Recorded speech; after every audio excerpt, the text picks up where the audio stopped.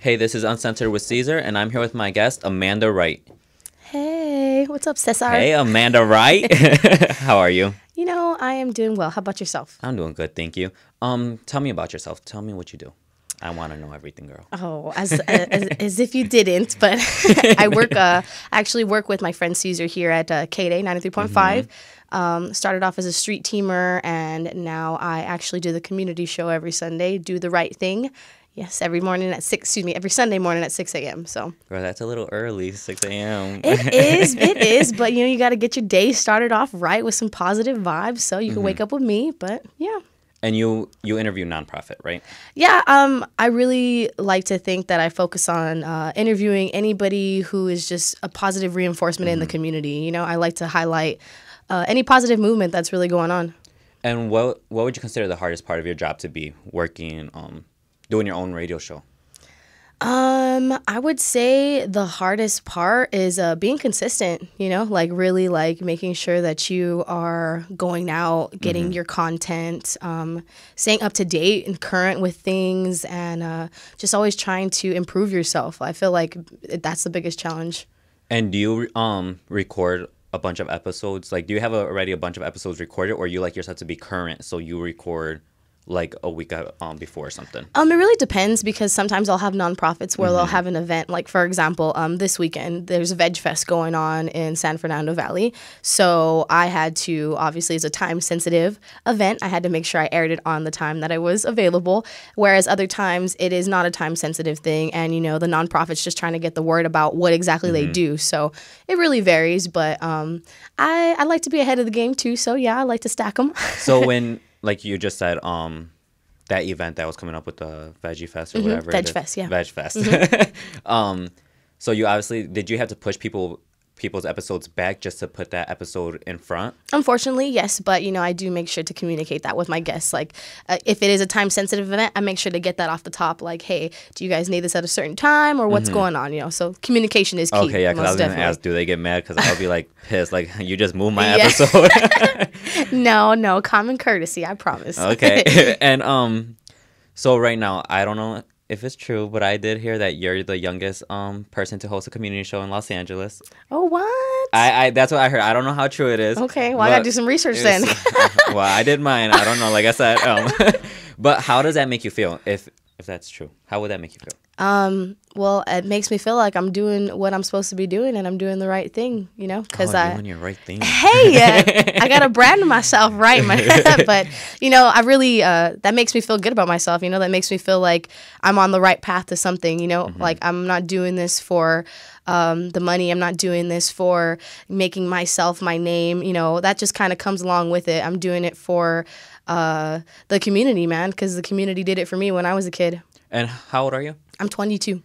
How do you feel knowing you're 22, you're doing a radio show, and on top of that, you're not stopping just there. You're moving up and up in the industry. How do you feel? Because a lot of people our age don't get this opportunity. That's why I always tell myself I'm blessed where I'm at right now, and I'm thankful. Yes, it does get tiring at times, but I would never say I regret what I do. Most definitely, yeah. It's almost like, what is the word? It's surreal, like it's like, wow, is this really happening to me? But I feel like things are placed into your life for a reason, like everything happens for a reason, and it's up to you to fulfill your purpose that is here on this earth. So I feel like I was blessed with a big mouth, a voice that many other people do not have. So I would really like to make use of it and do something positive. So as a 22-year-old with our millennials that don't really know what's going on in the world right now, I feel like it's our duty, since we do know what's up, it's our duty to show everybody else. We got to pass the ledge. So. And in 2 or 3 years, where do you hope to be at? Do you want to move away from the community show and get your like actual own show middays or something? Or are you okay with the community show, but you just want to brand yourself more?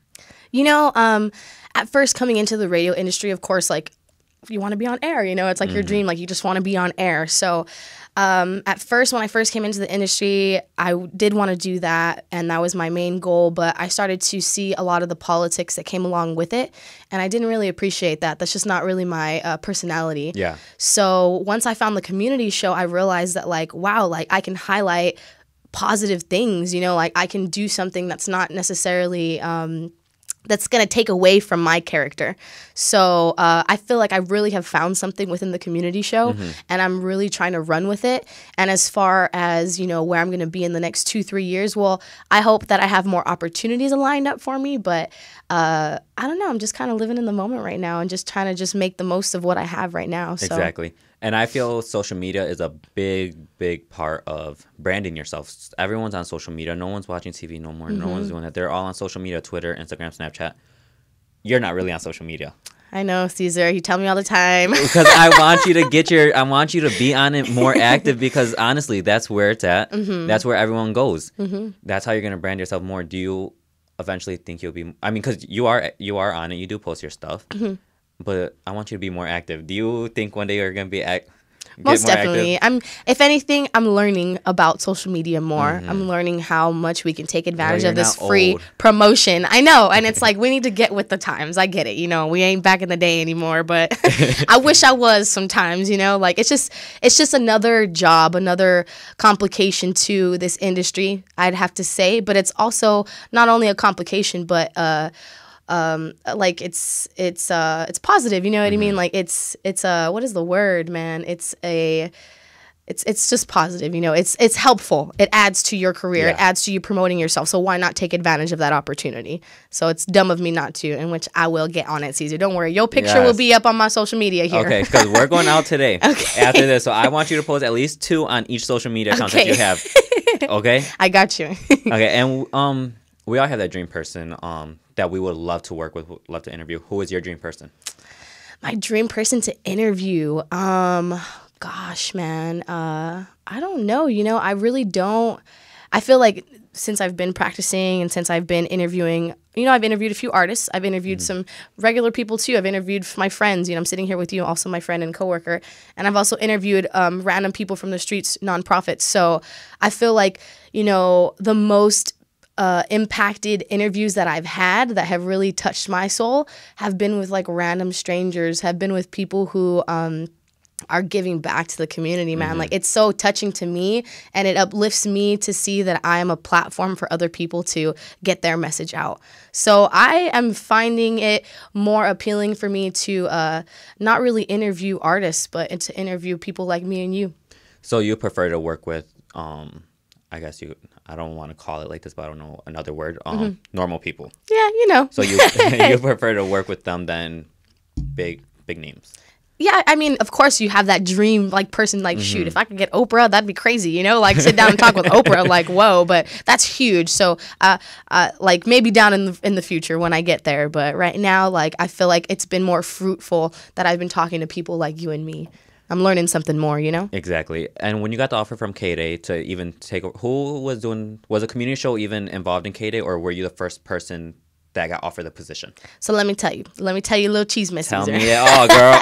So like the community show prior at K-Day. So just so you know, FCC law, every radio station has to have a public affairs show. So not many radio stations publicize their community show, being one as K-Day.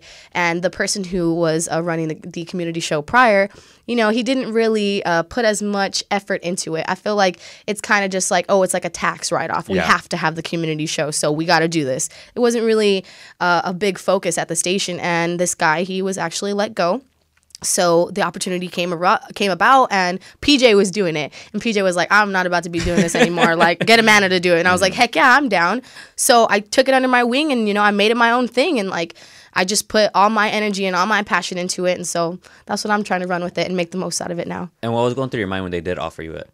Dude, I was scared. Or obviously you said PJ, but you were scared. I was scared. 'Cause it's something new, right? Yeah, but it was like, dude, this is my opportunity. You know, when the opportunities arise, you gotta jump on it. You can't just you can't be scared. You got to do it. Sometimes you got to thrive from your fear. Yeah. So I kind of changed that energy and made it something positive. And did you feel it was something you were ready for at the time, or you felt, hey, I'm not ready for this, but because I've done fake it till you make it. Yeah. So have you done that like with this show? Heck yeah, dude. That's the key in this industry. You gotta fake it till you make it. But I think it's also about like things get placed into your life at the right time. Like I said, everything happens for a reason. So at the time that this was placed in my life was when I needed to challenge myself. Yeah. In which I did, and which ever since then I have been growing, you know? And so now I'm just going after it, you know? This is my dream now, so. I know, I hear you on your little Collins. Hey, this is Amanda Wright from 93.5 Day. Getting my air checks. Thank you, Cesar. Was it a struggle to get to where you're at right now, or do you feel you had it easy? Most definitely it was a struggle. Everybody's got a struggle, you know. My family and my past experiences really molded me and shaped me to be the person that I am today. And I mean, working at K-Day wasn't the easiest either. You know, you got to deal with everybody. You got to deal with other people's egos and personalities. And this is my first radio job too. So this was an experience, man. Like I never thought I was going to be in radio. Let's just put it that way, you know. So it's crazy. What was your plans before radio? So straight out of high school, I wanted to be a nurse. I was going to school to be a nurse, going to community college, and then like it just hit me. I was like, dude, I hate blood. Like I cannot do this. I'm gonna die in the nurses building. So I realized like I've always had a passion for music. Like music has always hit home for me, and it's just this universal language that people can connect on so many different levels, you know? So I was like, man, I want to go after music. And I felt like I said, I got a big mouth. So I was like, you know what? Radio. There it is. And are you okay with where you're at right now? I think I could be doing better. But it's like it's just a matter of time, you know? I feel like right now what I'm learning, what I'm coming to an understanding of is grasping the moment. You know, like I'm not trying to like just let life pass me by. Like I want a lot of things. I have a lot of goals and ambitions, and I'm climbing up the ladder that is success. But I also want to like be happy with where I'm at. I also want to enjoy my life experiences. You know, like I feel like as young people, we feel so pressured to like hurry up and get there, hurry up and be famous. And it's like we just let our whole lives pass us by, you know? And then when we're older, we're going to be like, damn, man, like I didn't enjoy that moment. So that's what I'm trying to grasp and understand right now. And then how do you prep for your shows? What is the process? Because I see you editing your show. I see you doing everything kind of on your own. So what's the process when you're booking, when you're doing all that kind of stuff? Okay, so first, I mean, I just go off of like if there's upcoming events, I go off of who I'm going to book for that, you know? If it's not many upcoming events, then I just book whoever I would like to come and talk with. I, you know, probably book them the week before, during the week, and then by the end of the week, I edit the show. I usually put some music beds underneath it, make it, I add some production value to it, make it a little nice, and then after that, you know, it airs on the Sunday at 6 a.m., and I make sure to promote it prior as much as I can. And then I just make sure to post it up on YouTube afterwards, you know, just so the content is still there if people want to come back and listen to it. And, okay, you've been hosting a lot of events lately. You've been you host the Empire screening. You host movie premiere, like screenings as well, other ones. And then you recently hosted Crush Groove. What goes through your mind before you go on like stage in front of a big crowd like that? Do you get nervous, or how do you feel? To be honest, I think that that's my next biggest challenge right now, like hosting, because it's different to be behind a mic, and it's also different to be in front of thousands of people, you know, like that you're trying to get all of the reactions rather than just me and your reaction, you know? So it's been a challenge, and heck yeah, it's been nerve-wracking. Every time I go up there, you know, I'm just like, oh my God, what are they going to say? But I think what I am learning is just be myself, you know, like show people what I have to offer. And if they accept it, they accept it. If they don't, you know, it's okay. It's not the end of the world. Like, I feel like you attract the people that you want in your life, you know, so I want positive people in my life. And if people want to listen to my positive message, then they'll follow me. Because they say, like you said, you feed off of other people's energy. Sometimes the crowd is not as energized. How do you keep going? Like, how do you keep energized? It's obviously something you have to do, but what's going through your head when the crowd's just quiet and you're there just up there trying to get them all hyped up and they're not going Well, then shoot, I have fun. Then I make it, you know what I mean? Like, because it's like, yeah, sometimes the crowd is lame. Sometimes the crowd does not want to, you know, get funky with you. So I have fun. I have fun with the DJ on the stage. I have fun with the people that I do see, you know, so I make the most out of it. And you're in college, right? Yes, sir. Full time. Part-time. I work as well too, so I'm doing a little bit of both, but I'm just trying to transfer. I do want to have trying to go and get a communications degree, like just a backup plan for myself, just to make sure that I do not fall through the cracks. And how is it going to school and then working? Do you feel pressured? Heck yeah. For example, as you know, how my positions changed at K-Day a few times. So I was offered a full-time position at K-Day, but I chose not to take it because of the fact that I have school. And, I understand that radio is the business that you got to be there full-time, full-fledged. You got to put your all in it. And I've always, I've been doing that still, but I do believe in school, and I do believe that, like, that's just a goal of mine that I need to accomplish. So I'm not going to let that go either. And you know how to use all this boards at K-Day pretty much. You know how to, like I said, for your show, you do everything on your own. So how did you learn how to use all that equipment? I asked, man. I asked questions. I stuck around. I hung out with the people that were there. Like, I was eager to learn. Not too eager. You don't want to be too much, but just real about the situation and let these people know that, like, hey, this is what I'm passionate about and this is what I want to learn. Like, if you're willing to teach me, I would really appreciate it. And what I've noticed too is the real people, the genuine people, the ones who really want you to succeed, they will show you it. They won't make you excuse me. You could cuss it. I'm sorry. They won't make say what you want. Okay. They won't make you, like, crawl and go and get it. Like, yes, you got to work hard for it. I totally understand working hard for where you need to go. But I feel like the older generation, some of them don't really want to pass down the torch. You know what I mean? They make it really difficult for us now.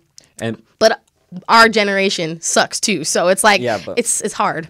But that's why I said at K-Day, everyone is willing to help you. And that's what I love about K-Day is you ask something and you would think, oh, no, I'm not going to show you just because it's what I know, and how am I going to... They wouldn't want to show us just because they feel we're going to take their position. Yeah. But no, everyone at K-Day does try to help you, and that's what I like about there is Cece especially. Hell yeah. She's totally there for us, And who do you look up to? Who is one person that you...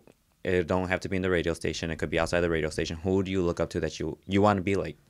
Well, I've always admired Angie Martinez. She's dope, man. Cause she's been a real one. And I went to her book signing at the Grove one time, and she just laid it on us, man. Like, just talking about how, like, you just need to be genuine, just be yourself. And I've always been a big activist of being yourself. When I was younger, like,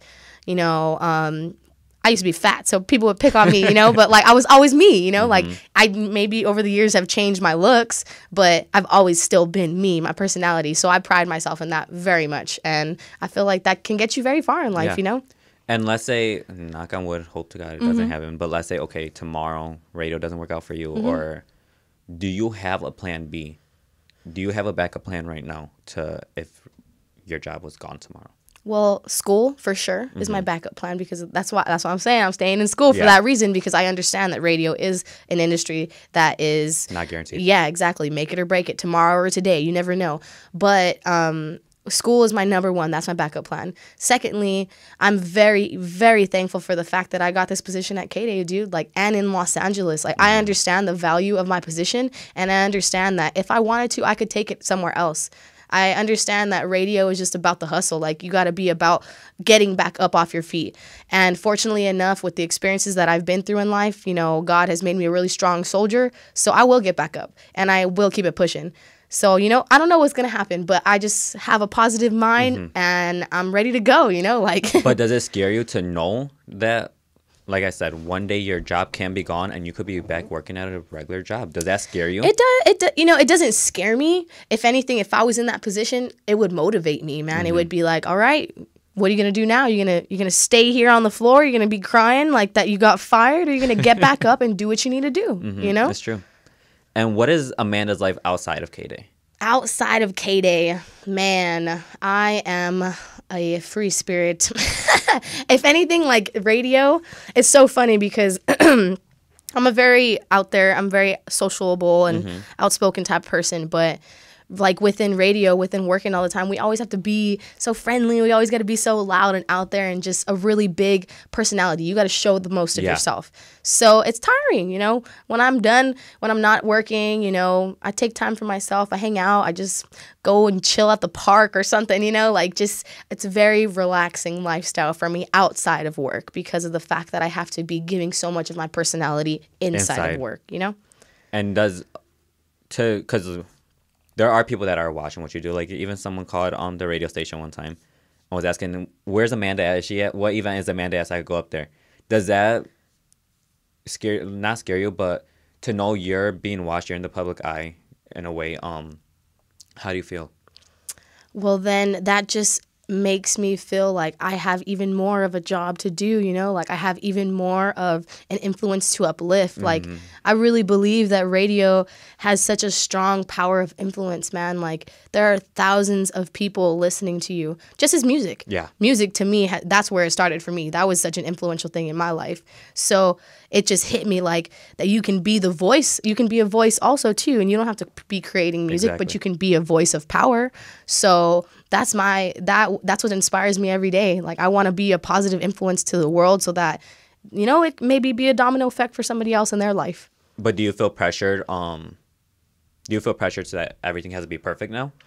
I mean, nobody's perfect. You know, I feel pressured that I need to make sure that I'm going to live up to my word. You know what I mean? I got to live up to what I want to give out to the world. But nobody's perfect. You know, we all make mistakes. We all go through things. So I think that that's the beauty of being human and the beauty of also understanding that we all make mistakes.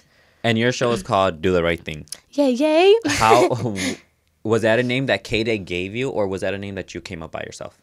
Came up with it, actually. Miss Mariko McKee, shout her best out. friend. Yeah, you know, she used to call me Radio Raheem.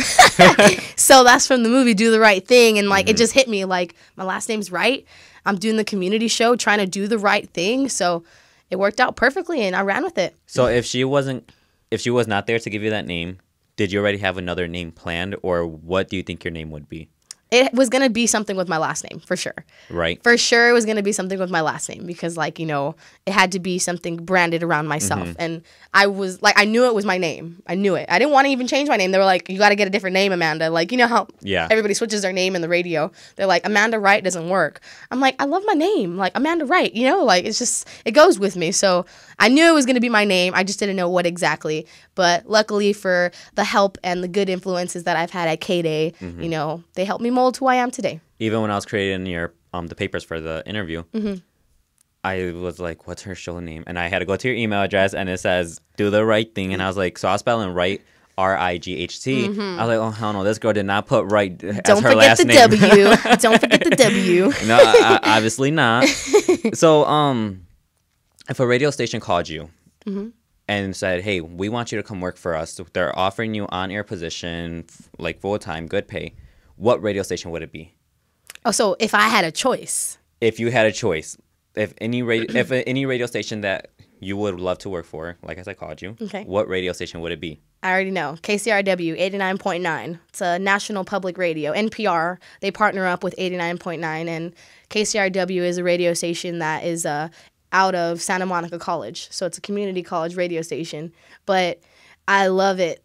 It would have to be them or KPFK. Like, I love community radio. It's free. It's for the community. It's like, it's relevant. It's current, like with news, with music, with everything. Like, that to me is beautiful.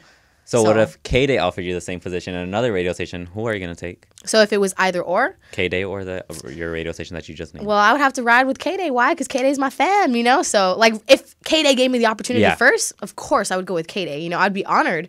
But if you know, another radio station were to give me an opportunity, it would be stupid for me to not take it also, you know? So I would have to weigh out my options, really. I'm not completely canceling out the two, but I would really have to weigh out my options in that situation. So you keep saying you don't, like you just recently said, you like to work with people that, what radio station was it? This is 89.9 KCRW. And so what community. did you say? Community. NPR, National Public Radio.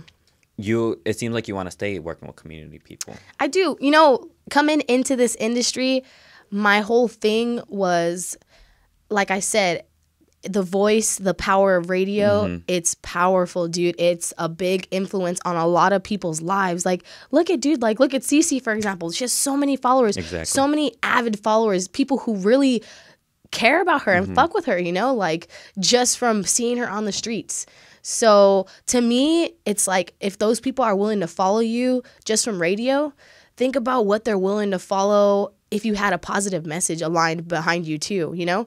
Think about like what it could do. Think about how it could change people's lives. It could change the world. I don't know. I'm thinking, I'm thinking big. I'm thinking big. Yeah. And so coming into this industry, I thought big, and I was like, you know what? I want to be that voice that is powerful and influential in a positive way to people. So that's my goal. I really want to do something that's positive. I don't necessarily want to get up into all the cheese man, the drama in the industry. It's cool. It's fun being a part of it, but I want to be positive. If Love and Hip Hop called you, would you go on that show?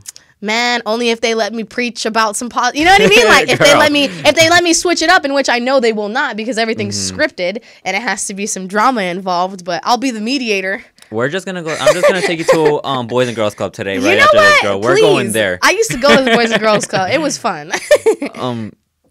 So right now you're still working on building your brand. Yes, sir.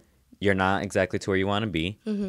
Do you get frustrated at times with building like you feel it's not going to the way you want it to go? So do you just want to give up at times?